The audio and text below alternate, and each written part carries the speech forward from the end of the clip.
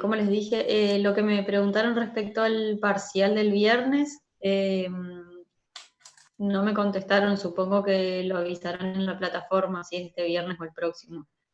Yo no tengo la información. Bueno, vamos con el teórico. Hoy vamos a ver dos temas que son más rápido que la clase de ayer. Uno sobre ilio y el otro es sobre apendicitis aguda, la parte clínica. ¿Qué se imaginan que es un ilio? ¿Qué piensan que van a encontrar en el paciente?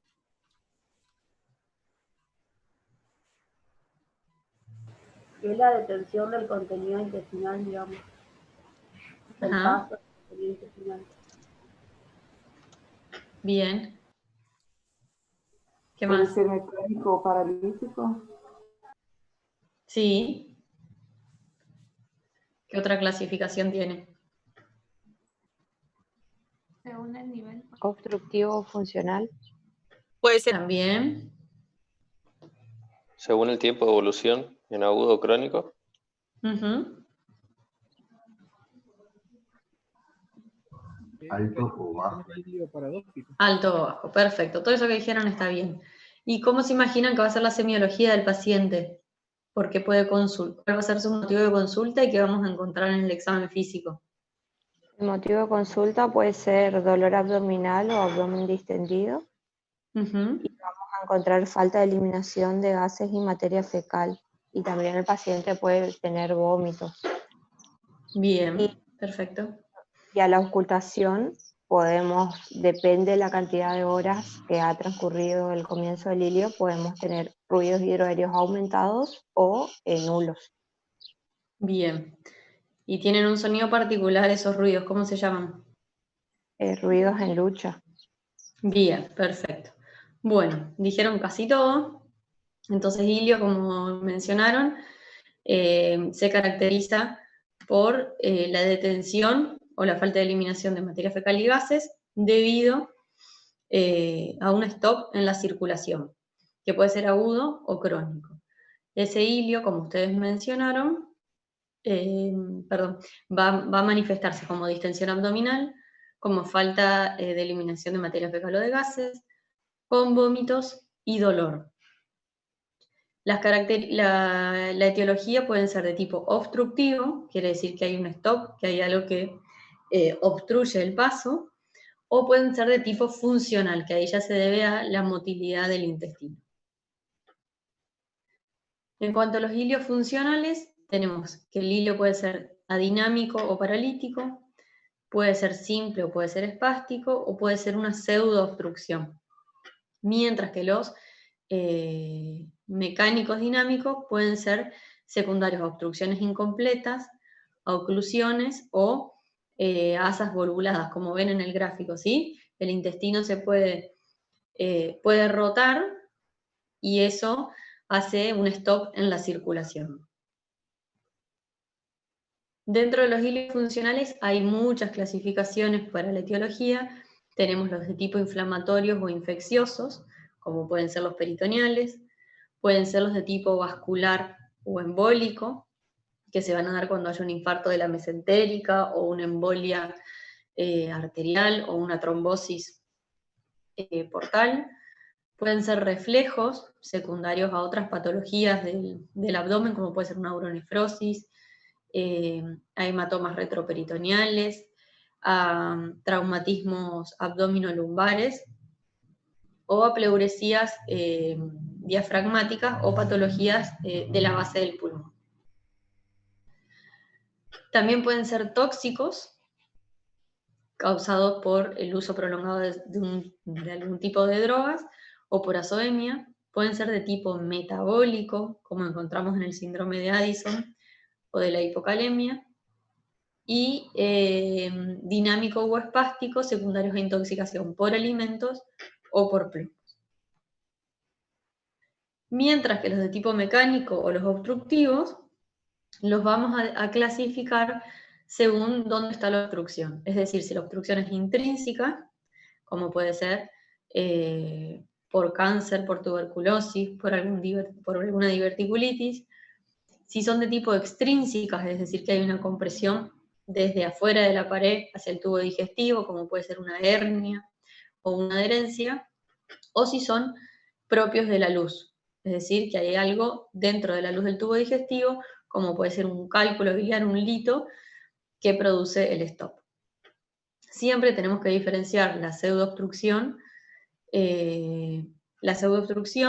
evaluar el nivel, si es de un intestino delgado o un intestino grueso, y si es completo o incompleto.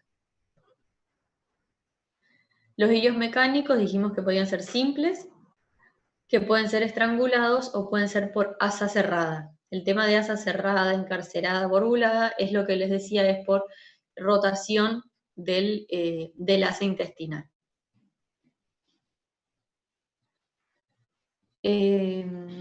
Los hilios obstructivos simples, hay una obstrucción por un hilio biliar, por un fecaloma, por un cuerpo extraño, lesiones infiltrativas de la pared o compresiones extrínsecas, como lo habíamos visto. Siempre tenemos que diferenciar de esos tres tipos de obstrucciones mecánicas. Dentro de las obstrucciones mecánicas podemos encontrar las hernias externas, como puede ser una hernia crural, una hernia inguinal, compresión por tumores que están fuera del tubo digestivo, pero que contactan con la pared del tubo digestivo, adherencias postinflamatorias, adenitis, apendicitis o los drenajes. Después tenemos los vólvulos, que decíamos que pueden ser a nivel gástrico, en el intestino delgado, en el ciego o en el colon. Las invaginaciones o la obturación o la obstrucción por cuerpos extraños, ya sea cuerpo extraño que el paciente se tragó, puede ser un cálculo biliar, puede ser una parasitosis como los ascaris, puede ser un bolo fecal, pueden ser tumores o pólipos. Y como decían recién, los hilios mecánicos siempre tenemos que diferenciar la altura. Decimos que es alto hasta las primeras asas o sea, cuando comprende duodenio y yeyuno, las primeras asas, y bajo después de esta región, que serían las últimas asas del ilion y el colon. Fisiopatología, ¿qué es lo que va a pasar? El intestino proximal, por acumulación de líquidos y gases deglutidos, se va a distender, ¿sí? El paciente va a presentar distensión abdominal. La mucosa del intestino se va a empezar a edematizar y va a perder la capacidad de absorción y secreción intraluminal. A la vez va a haber una dilatación progresiva, que eso lleva a la pérdida de líquidos, secuestro de líquido intraluminal y compromiso vascular con invasión bacteriana, posible traslocación y riesgo de peritonitis. Las manifestaciones van a ser principalmente la distensión abdominal. Podemos evaluar en un estudio de imágenes o con la semiología la elevación del diafragma. Pueden presentarse atelectasias. Puede haber disminución del retorno venoso si se compromete la vena cava inferior. Y vamos a encontrar, sí, alteraciones metabólicas. Por todo esto que les decía recién, toda esta pérdida de la capacidad de absorción y de secreción y el secuestro de líquidos, asociada a los vómitos, se produce una deshidratación que lleva a la hipovolemia. Eso genera hemoconcentración, falla renal y el paciente puede terminar en shock.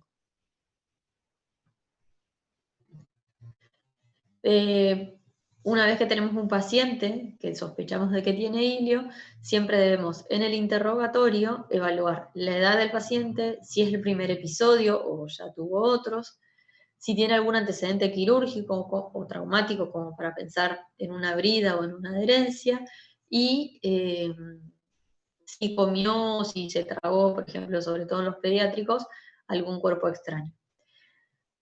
Dolor, para evaluar si es en delgado o en colon, si presenta vómito o hipo, el grado de distensión abdominal, las alteraciones del ritmo evacuatorio, saber hace cuánto está constipado, cuál es su ritmo evacuatorio normal, si presentó diarrea, que acuérdense como dijimos ayer, puede ser una pseudodiarrea, si presenta malabsorción y en la forma de las heces si cambiaron en el último tiempo. Si tiene borbojismos, que es la presencia del movimiento del abdomen secundaria a la lucha del intestino, y, bueno, evaluar si hay tumor fantasma. ¿Alguien sabe lo que es un tumor fantasma? ¿Alguna vez escucharon esa palabra?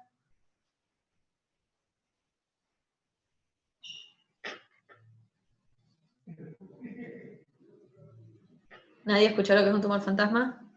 Doctora, ¿es tipo el mismo miembro fantasma o nada que ver? ¿Cómo? ¿Es tipo como el miembro fantasma o nada que ver? No. Sería Una masa que cambia de una lugar. Masa que cambia de Perfecto. lugar. Bien, es una masa que cambia de lugar. Por ejemplo, en una radiografía de tórax, el paciente tiene una atelectasia y nos hace sospechar de que tiene una masa pulmonar como si fuese un tumor. Se hace kinesiología, se destapa el bronquio, esa masa desaparece y tiene una radiografía normal. Eso es lo que se llama tumor fantasma. En este caso, el paciente le podríamos hacer una radiografía abdominal y vemos que hay una masa que nos puede hacer sospechar de que sea un tumor, y después de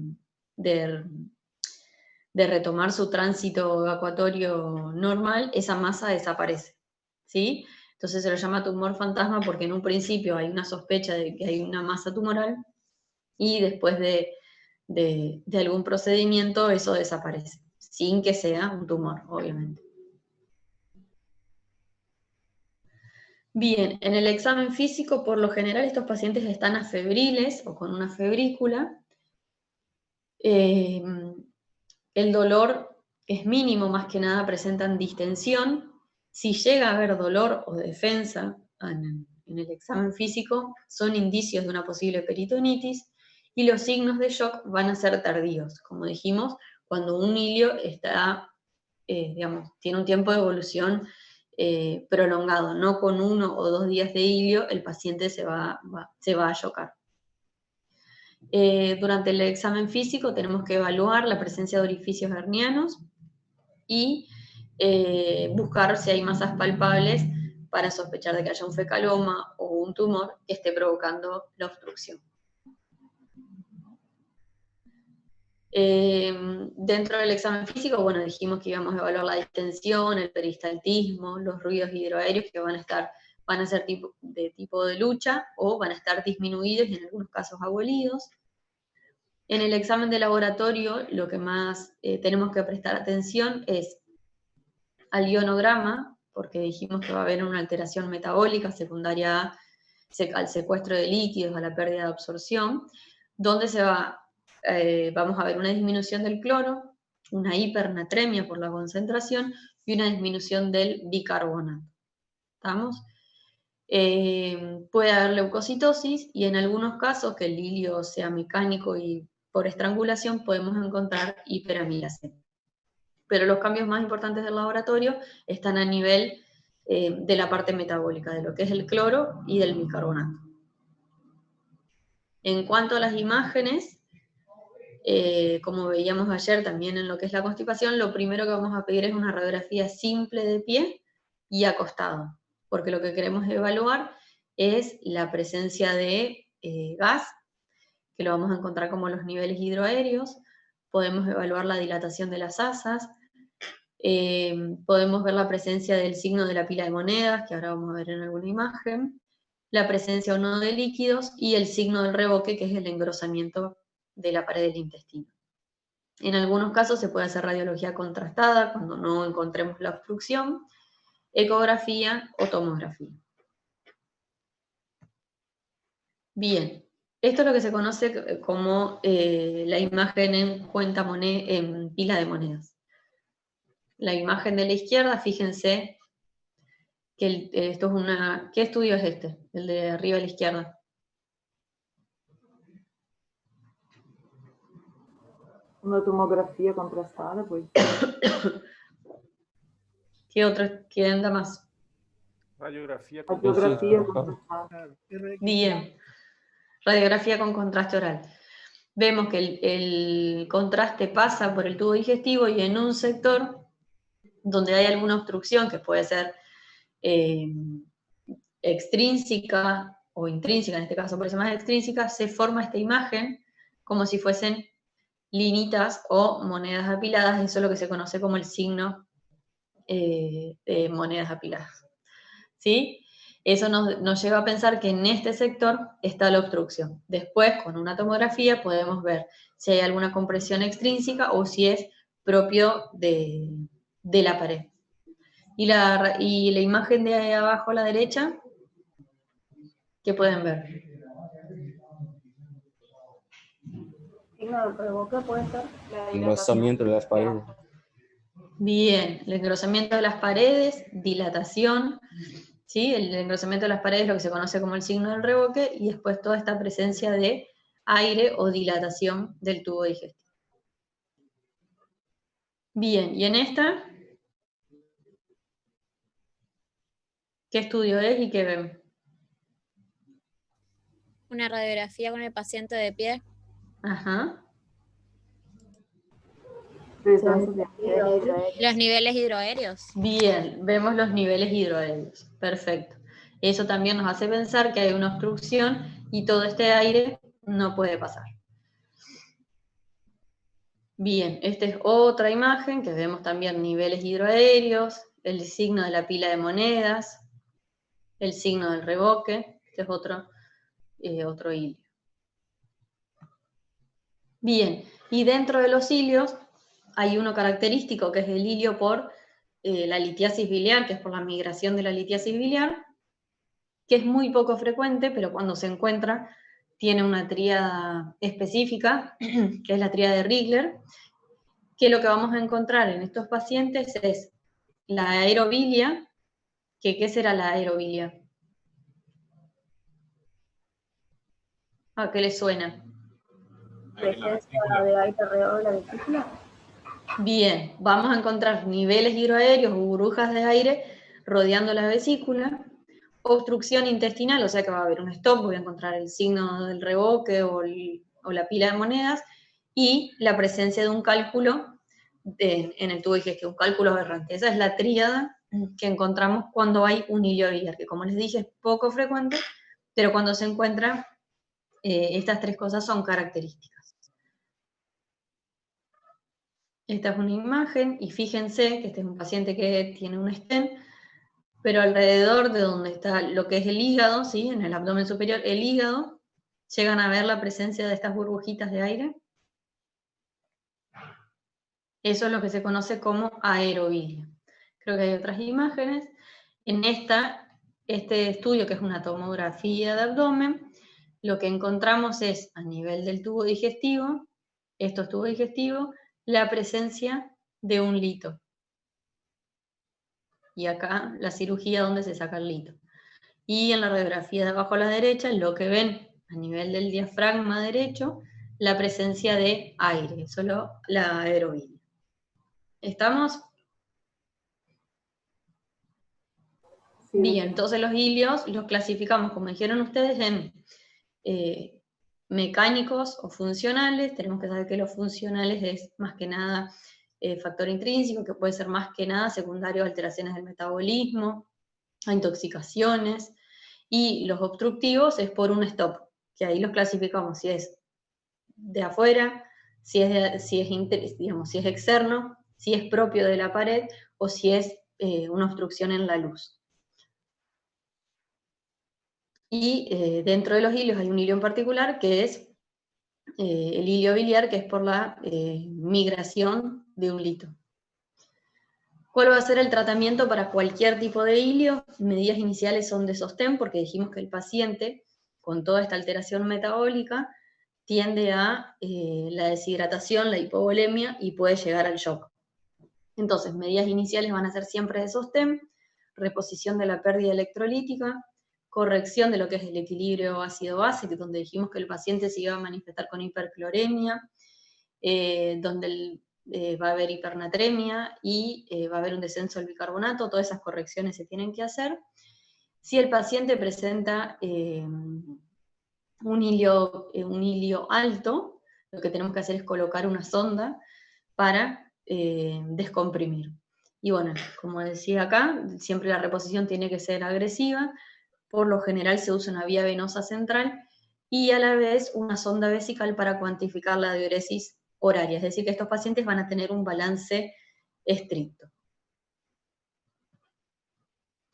El tratamiento médico lo vamos a dejar para los ilios que tienen obstrucciones funcionales difusas y que no hay peritonitis, o ilios funcionales localizados que no tendrían tratamiento quirúrgico. Por ejemplo, la obstrucción por un fecaloma, la obstrucción si es por un cuerpo extraño, si es por un tumor, que no comprometa, digamos, que no haya riesgo de peritonitis y que no haya riesgo que el paciente entre en shock, y con un tratamiento médico, como ser, por ejemplo, en la presencia de un bolo fecal, que lo puedo romper, o con un enema mejorar, en eso se deja para tratamiento médico.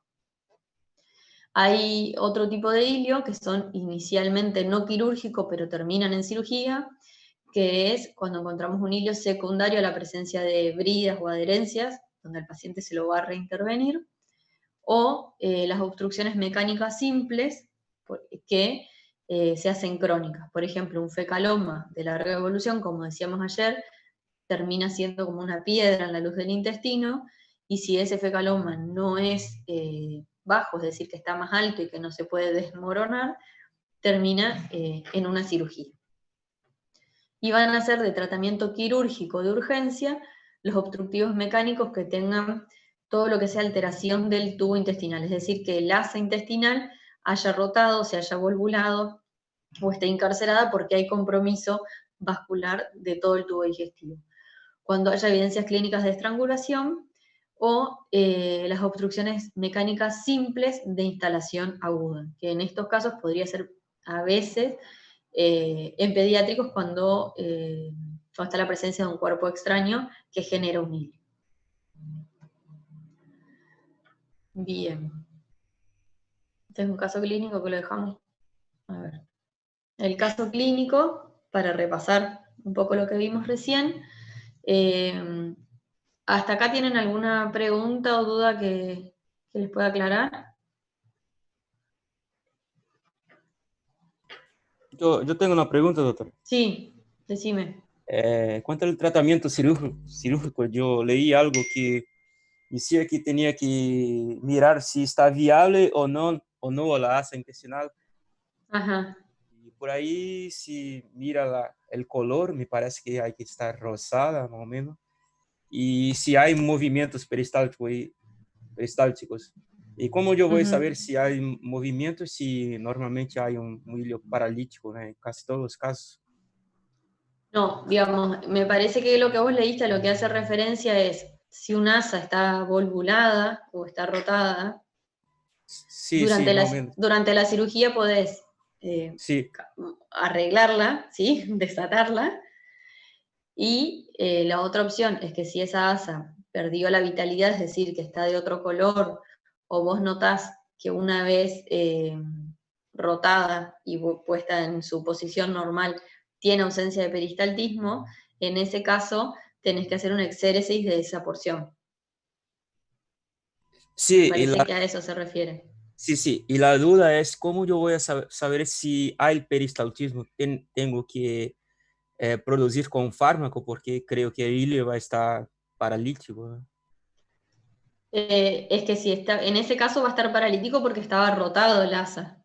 Si vos lo modificás y retoma el tránsito del tubo digestivo, retoma el peristaltismo, quiere decir que está vital todavía.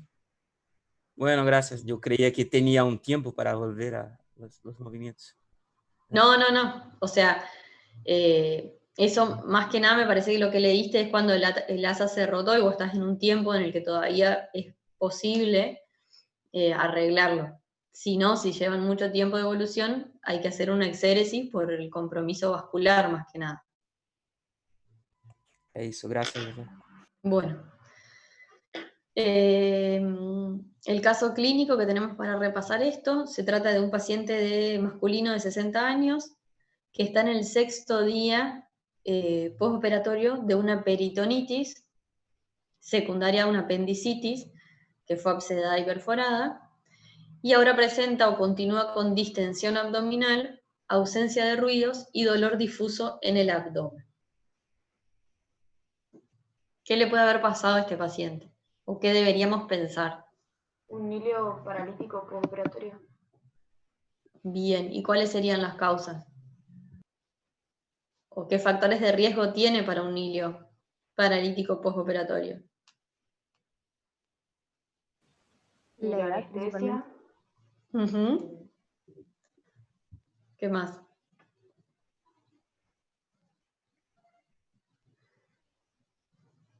Puede haber una complicación, una infección, se transforma en un absceso, algo así. Bien. Puede La ser, irritación digamos, secundaria a una peritoneal. infección el hilio. Puede ser funcional por una infección. ¿Qué más? O porque esté parado, profe, postoperatorio, Porque esté como. mucho tiempo acostado ya del postoperatorio. También podría ser, son pocos días, pero es otra posibilidad. Por la medicación que le diste, la anestesia, puede ser. Bien. Puede ser por la medicación de la anestesia o por la medicación de la analgesia que recibe el paciente. La ausencia de dieta. Sí. ¿Por los trastornos metabólicos puede ser también o no? Bien, tendríamos que evaluar su estado ácido base. ¿Y qué otra cosa? Cuando se le infla para la técnica quirúrgica, puede ser. Bien, hay que saber qué técnica quirúrgica, porque si fue por la parotomía, por ahí la presencia de tanto aire le produce un hilio. Bien, un hilio mecánico. ¿Qué más? Si tuvo una cirugía, ¿qué también otra cosa tenemos que evaluar que no le esté pasando? Mini híbrido, doctor. Bien, que haya alguna adherencia o que se haya formado una brida donde el intestino se esté estrangulando. Bien. ¿Cuál sería la conducta a seguir? Como dijimos, tenemos que evaluar con imágenes y con laboratorio. Dentro del laboratorio, el paciente presenta leucocitosis con desviación a la izquierda, hipocalemia e hiponatremia. Presenta una radiografía con distensión de asas y en la tomografía encontraron una colección en el flanco y a nivel parieto cólico derecho. ¿Qué hacemos ahora con este paciente?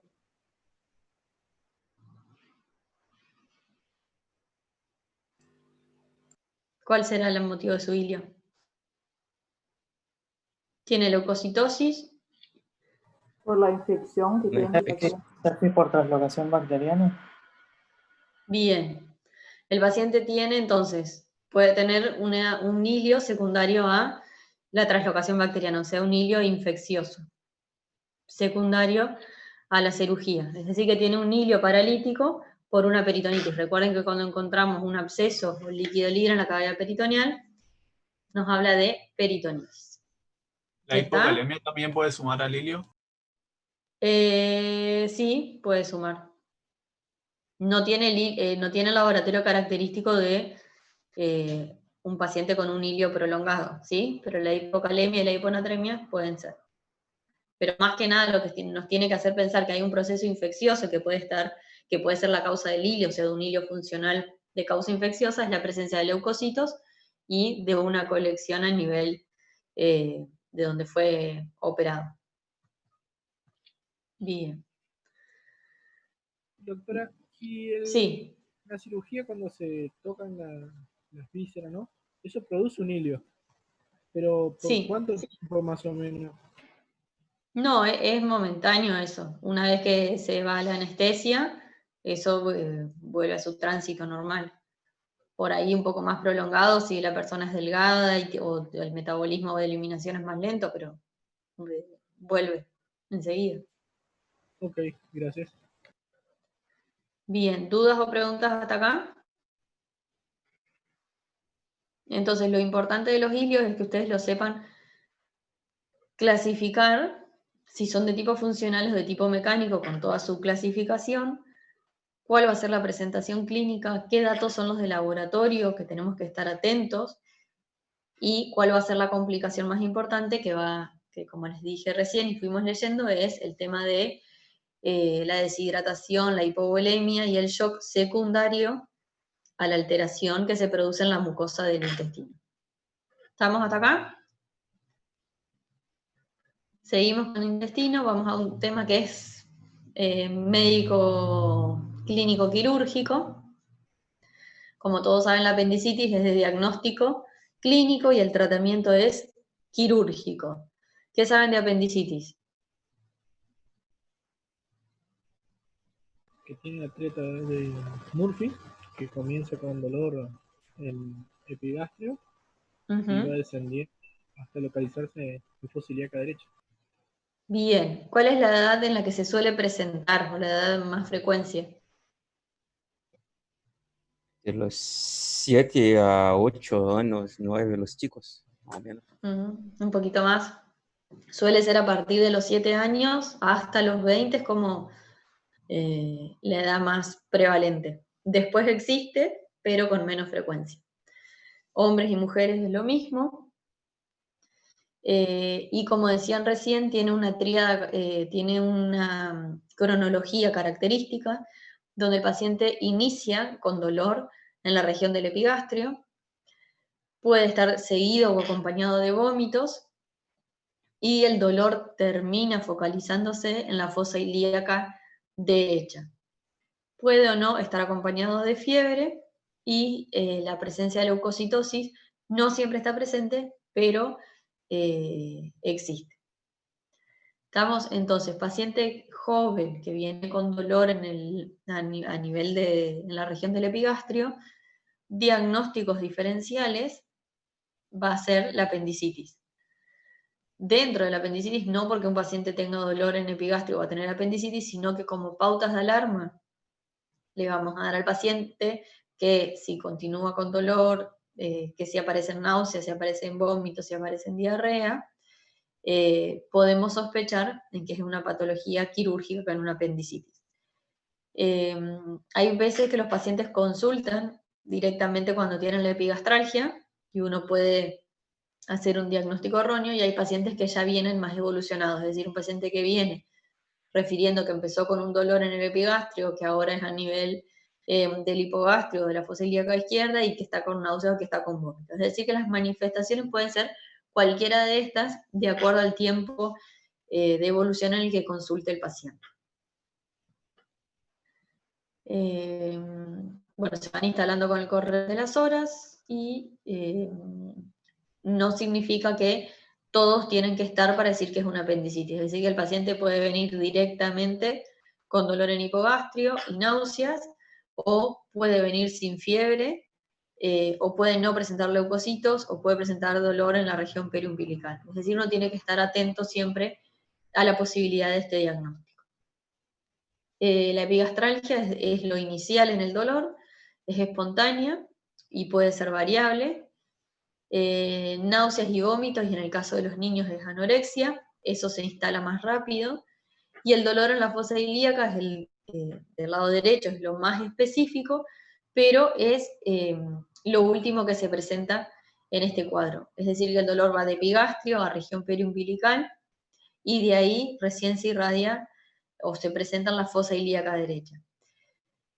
Tiene un punto doloroso, es característico, que es el punto de McBurney, y en algunos casos de apendicitis puede ser negativa cuando hay una variante anatómica del apéndice, es decir, que sea un apéndice pélvico o un apéndice retrocecal. Es decir, que si yo sospecho que tengo una apendicitis, pero el punto de McBurney es negativo, tengo que recurrir a otras maniobras para confirmarlo.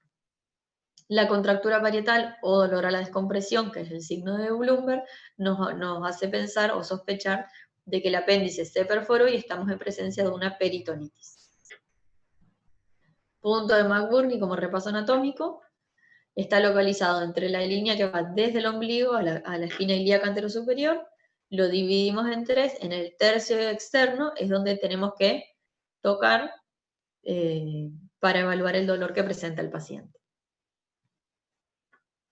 Como les dije recién, el apéndice puede tener variantes anatómicas y por lo que vamos a recurrir a otras maniobras. Si Si tenemos la sospecha de que es una apendicitis y McBurney es negativo, podemos evaluar si está a nivel pélvico el apéndice, haciendo la maniobra del signo del obturador, que es la rotación interna del muslo derecho y va a generar dolor pélvico. Después tenemos el signo del iliosoas, donde al extender la cadera derecha duele, y al flexionarla, como el músculo psoas va a estar más relajado, deja de doler. Ese signo lo vamos a encontrar cuando el apéndice esté a nivel retrocecal, ¿sí? Es la maniobra de abajo a la derecha. Si estiramos, como estiro el psoas y el apéndice va a estar tocando el psoas, va a doler. Si la cadera se flexiona, alivia el dolor.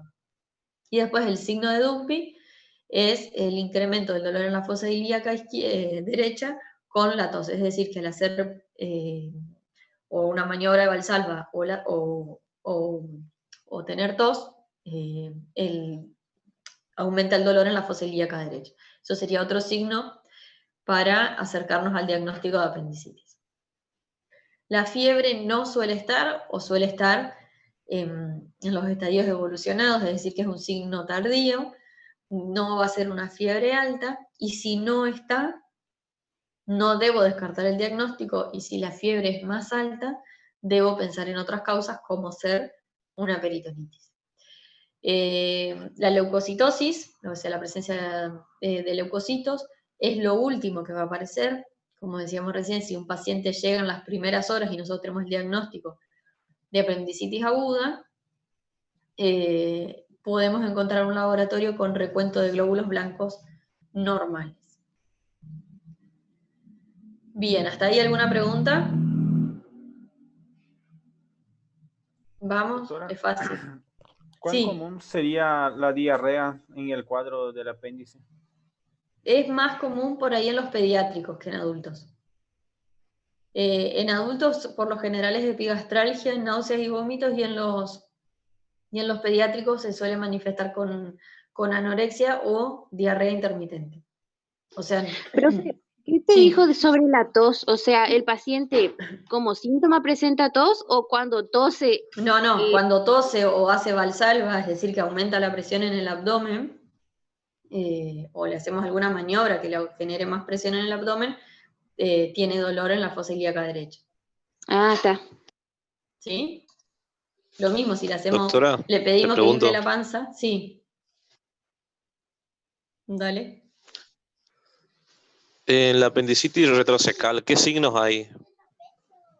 Tiene las mismas manifestaciones clínicas, o sea, va a tener la epigastralgia, náuseas, vómitos, con la diferencia que el punto de McBurney es negativo. El punto de McBurney es negativo.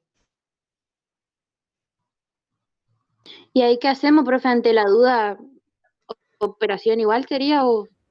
Porque si no... Cuando vos sospechás que es una apendicitis, haces el punto de McBurney es negativo, tenés que pensar que el apéndice está en otro lado, por eso vos al tocar ahí no le va a incomodar o no le van a generar dolor. Por eso las otras dos maniobras, cuando el punto de McBurney es negativo, tenemos que hacer el signo del obturador para evaluar si el apéndice está a nivel pélvico, o el signo del psoas, que es flexionar y extender la cadera derecha y evaluar si modifica el dolor, que eso va a pasar en los casos de que el apéndice sea retrocecal.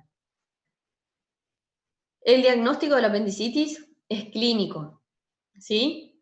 Yo con hacer el interrogatorio, evaluar la cronología del dolor y las maniobras semiológicas, hago el diagnóstico.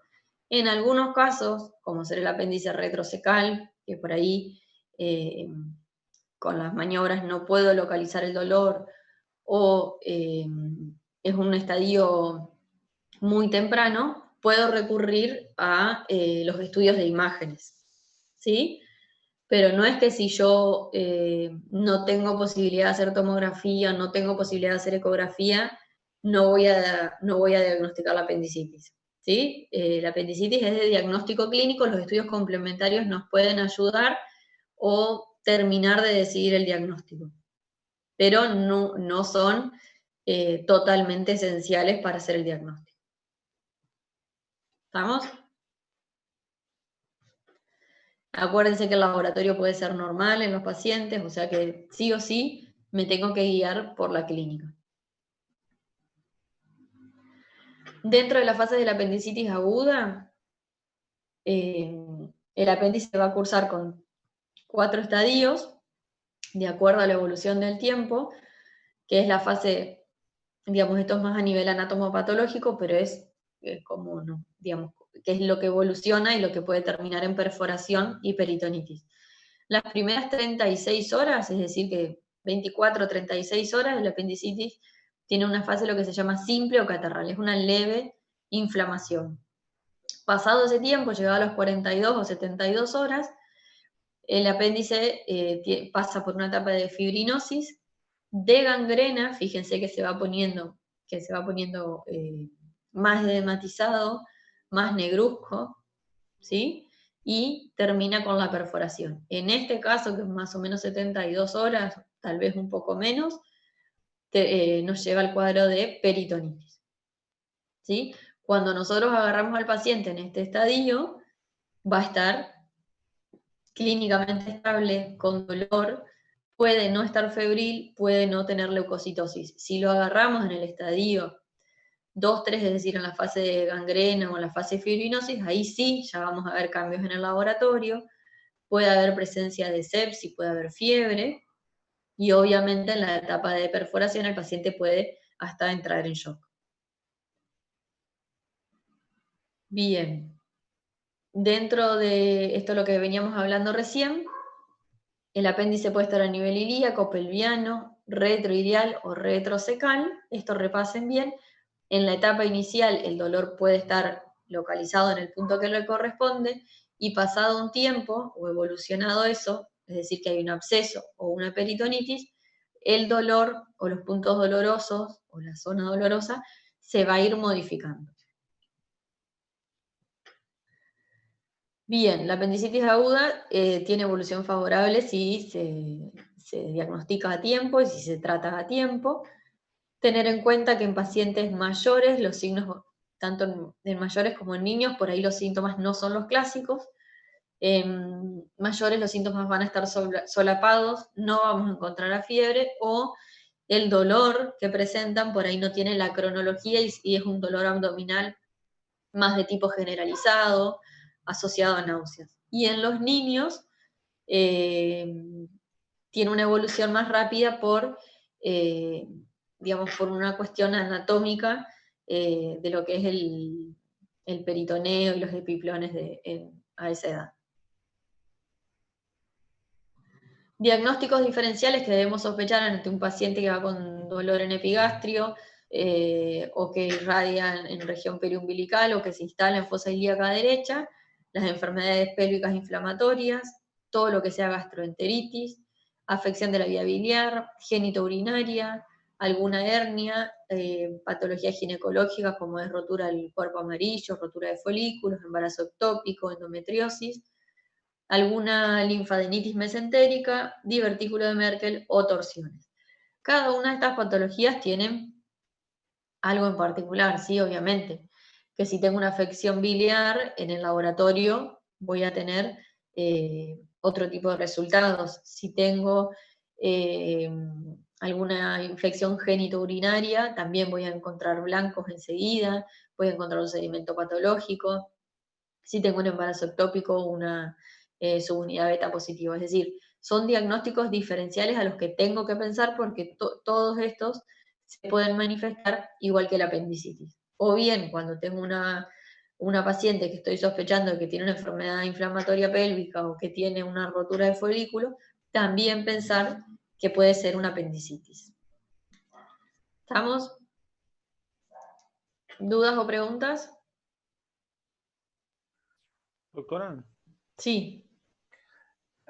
Mi papá está haciendo una cirugía de una videocolecistectomía ahora y estaba por pensar, él tuvo una impactación del cálculo en el esfínter de Oddi, pero se soltó y descendió al intestino. Bien. ¿Podría el cálculo impactar como caer en el en el apéndice y ocluir el apéndice, la ligación del apéndice y el ciego y producir un apendicitis, o eso es nada más que imaginario? No, a ver, tendría que tener mucha mala suerte. Podría pasar, seguro que sí. Pero en sí la apendicitis es... ¿por qué se produce la apendicitis? ¿Cuál es la fisiopatología que hay en el apendicitis? Es un acúmulo de detritos que queda dentro del apéndice. Incluso algunos estudios hablan en granos que se depositan. Bien, en sí es una obstrucción de la luz, inflamación de todo lo que hay dentro, ¿sí? Ahí en el tubo digestivo sabemos que tenemos una flora bacteriana específica, se obstruye la luz, se inflama y todo eso se infecta. Por eso se va a manifestar apendicitis, ¿sí? Ahora, esa obstrucción puede ser por misma inflamación de las paredes o, bueno, en algún caso, si tuvo la mala suerte, la obstrucción por algún cuerpo extraño o por un lito, no sabría decirte si podría pasar o no, pero podría pasar. Mucha mala suerte, pero es más fácil que se obstruya, digamos, por una inflamación y sobrecrecimiento bacteriano de la región. Bueno, gracias, doctor. No, de nada. Solo ¿Alguna imaginario. otra pregunta? A ver en el chat, no sé si estaban hablando. Otro diagnóstico diferencial acá ponen hiperplasia linfocitaria, también puede ser. Y bueno, nada más que eso de lo que es la parte de ilio y apendicitis. Apendicitis, si bien es una patología quirúrgica y que la van a volver a ver en cirugía, lo más importante es que recuerden que el diagnóstico siempre es clínico, ¿sí? El que el diagnóstico lo hacemos los médicos clínicos, se lo hace el médico que está de guardia, sin ser cirujano, pero el tratamiento es quirúrgico. Todo paciente que va con dolor en epigastrio, si es de reciente evolución y nosotros pensamos que es una úlcera, que es una gastritis, darle pautas de alarma siempre al paciente si lo vamos a dar de alta, decir, mira, si el dolor persiste, si el dolor se va a otro lado, si aparecen náuseas, si aparecen vómitos, que vuelva a la consulta, ¿sí? Eso es lo más, digamos, lo que se tienen que llevar. Es uno de los diagnósticos diferenciales de epigastralgia en su fase inicial, y obviamente que si ya va en un estadio más avanzado y el dolor es en la fosa ilíaca derecha y tiene punto de McBurney positivo, es mucho más fácil el diagnóstico, ¿está?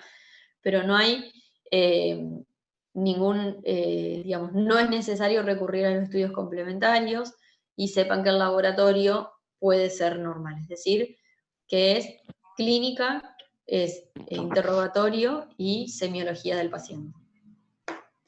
¿Estamos por hoy? Doctora. Sí. En la fase antes de la gangrenosa, ¿puede estar la purulenta? Así se Sí. clasifica.